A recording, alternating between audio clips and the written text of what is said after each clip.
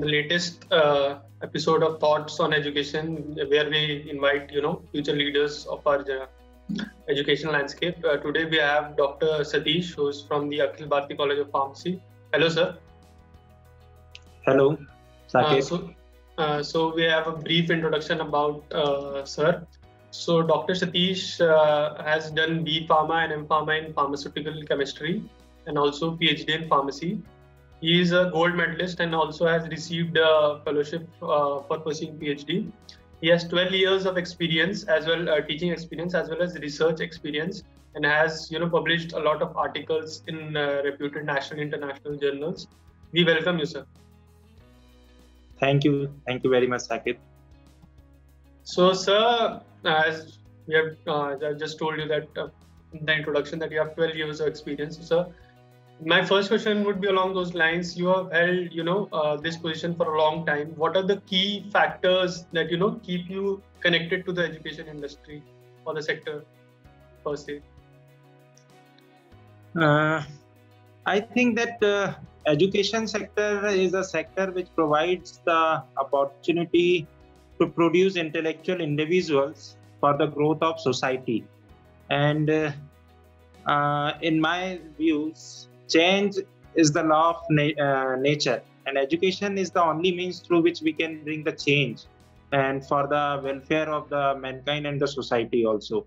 Therefore, means in this education sector to impart and learn good moral, social and cultural values along with the education, and particularly like I am in the pharmacy education. So all these things keeps me always connected with the education sector. Oh, okay, sir. Okay. So, sir, my next question will be, so you have been the principal here for a long time. Sir, so how do you strategize about the, key plans and programs regarding the administration of your school or, the marketing of the college as per se? See, in my point of view, marketing of my institution or the strategy to keep my institute growing, I think that mouth publicity is the best way. But nowadays, since there are so many platforms, like the electronic media is growing day by day and social media platforms are also there, so people get connected through these platforms in a very quick way. So to be connected with the students, I also keep posting on some electronic medias as well as the social media platforms also.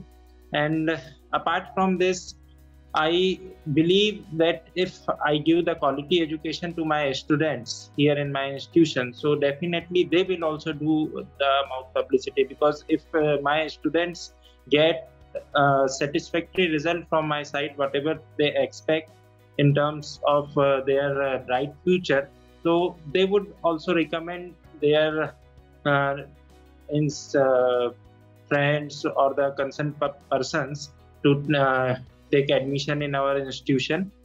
So likewise, I think that these all strategies work together for the marketing purpose of my institution.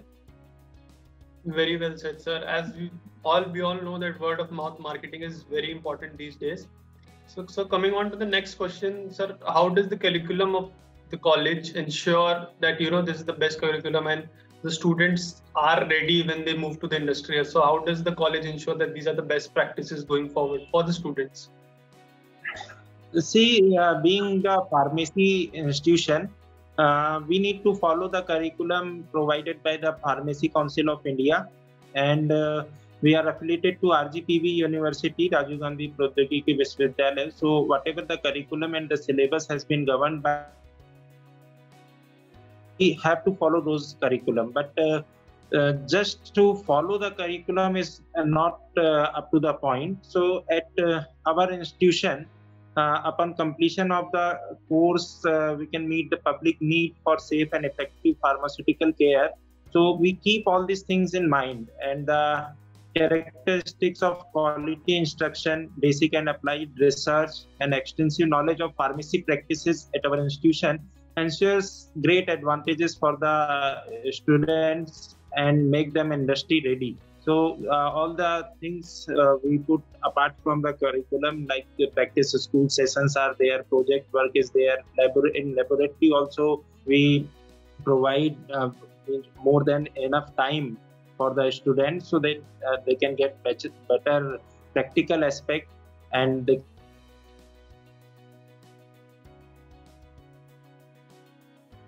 So yeah, sir. So, sir, moving on. So, if you look at the long term, so what do you think will be your roles and responsibilities to the university or the college and to the students going, looking long term?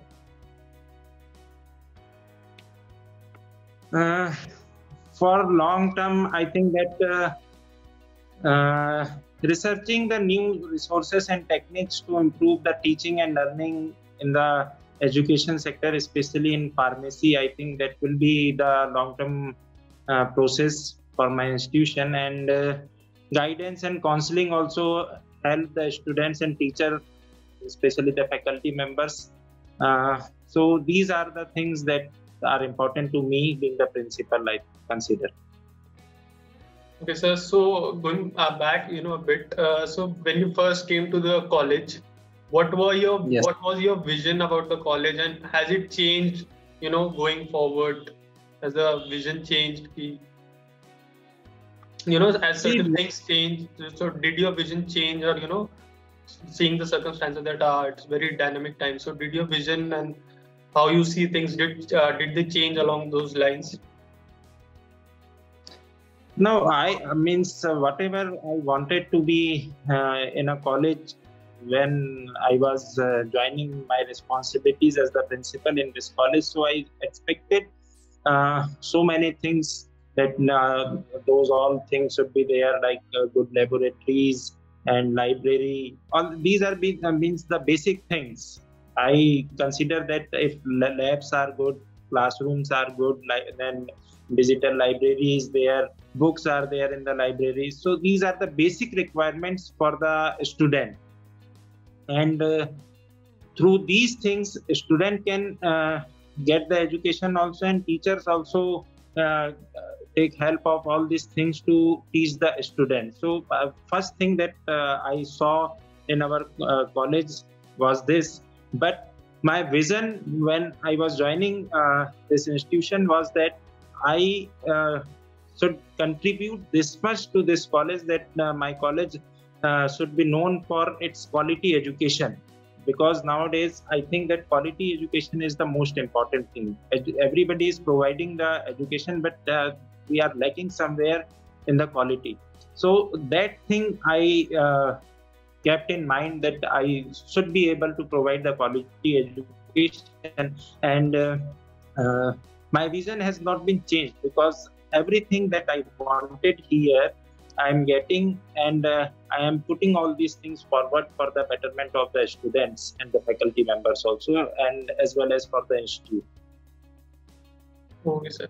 So, sir, what are some of the aspects of your college that the students might not know, you what might want to convey them? See, I do not think that there are much things that students do not know. Each and everything is available on the website also if students visit. And now there is like this, through this electronic media and all these things, things are shared. But like I am talking about the facilities, so like I'll talk to you about the lab work and practice schools, good library, good quality reference books. All these things are available here, and very well experienced teachers we do have at our institution.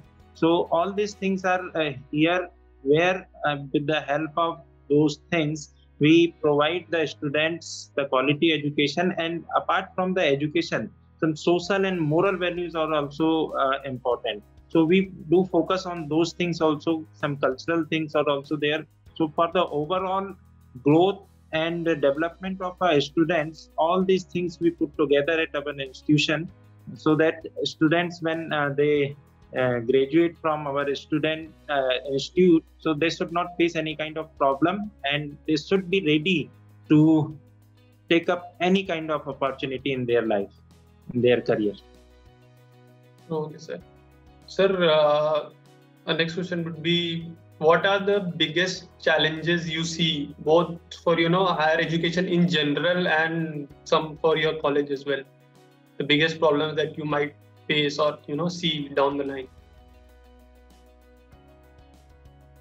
The biggest challenge is also the same that I have been talking about for a long time in this interview since the beginning. That quality education. No means number of institutions are there which are lacking in providing the quality education. Students take admission in the college, they expect too much from the institution, but institutions in some terms fail to provide those things. So this quality education is among the foremost challenge being faced by today's in India in most of the institutions.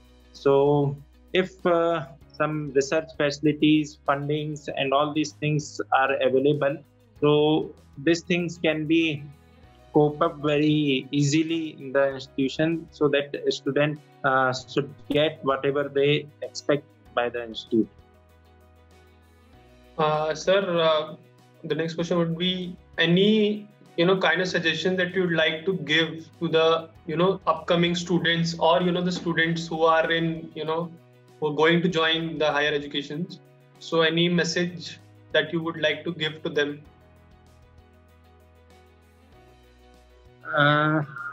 My message would be that nowadays students do get attracted by the things that are showed off, but they do not inquire about the kind of education an institute is delivering.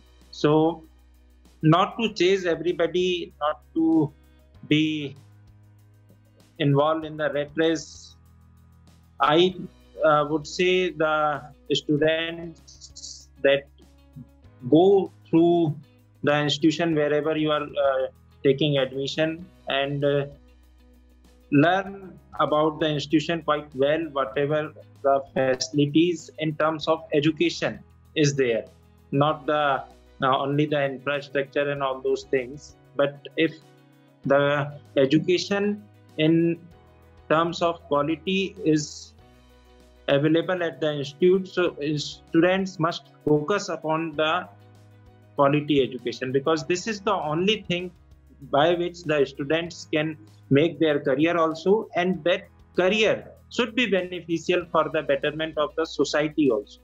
If we are not able to give our society through our education or learning, so I think that education is of no importance then. Okay, sir. So lastly, my last question would be, how do you establish a healthy relation in your university, a healthy relation and a healthy environment in your college? So this would be my last question. Simply means I should say open discussions.